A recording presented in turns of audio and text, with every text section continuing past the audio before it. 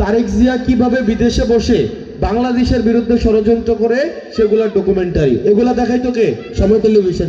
যখন ক্ষমতায় আসে 2009 সালে, 2009 সালে আসার পরে ক্রমশ একটা সে ফেসিবাদ এটা হয়ে ওঠে, কাউকে কথা বলতে দেয় নাই, মিডিয়াগুলোতে সারাদিন আমরা দেখছি কি পদ্মা সেতু স্প্যান জার্নালিজম, আজকে এত নম্বর স্প্যানের অর্ধেকটা, স্প্যানের পুরাটা, 4 ভাগের 1 ভাগ, পদ্মা সেতুর স্প্যান জার্নালিজম আর ডেভেলপমেন্ট জার্নালিজম, এগুলোই তো আমরা দেখছি গত আপনার প্রায় 2009 সাল পরবর্তী সময়গুলো দেখছি কি না?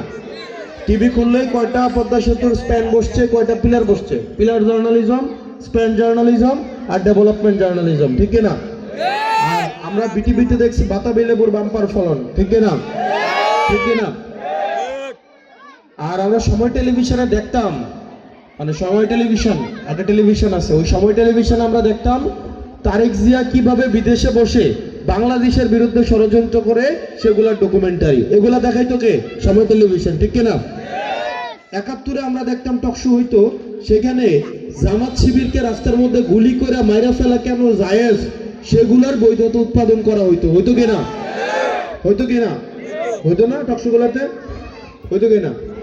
এবং টিভিগুলোর মধ্যে আমরা দেখতাম যে শিবির সন্দেহে মাইরা ফেলছে, জামাত সন্দেহে পিটায় ফেলছে, গোপন জায়গা থেকে কিছু বই সামনে থাকতো, 15-20টা বই দিয়ে বলতো যে জঙ্গিদের আস্তানা, জঙ্গি সন্দেহ, অস্ত্রসহ দেশীয় অস্ত্র, হামলার প্রস্তুতিকালীন এতজন ধরছে। মিডিয়াগুলোতে গেলে দেখছি কিনা?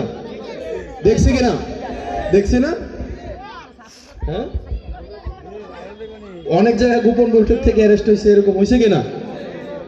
আমরা ভাবছিলাম জুলাইয়ের পরে মিডিয়ার এই চরিত্রটা বদলাবে। আপনি বিশ্বাস করেন, মিডিয়া এই বক্তব্য দেখাবে না।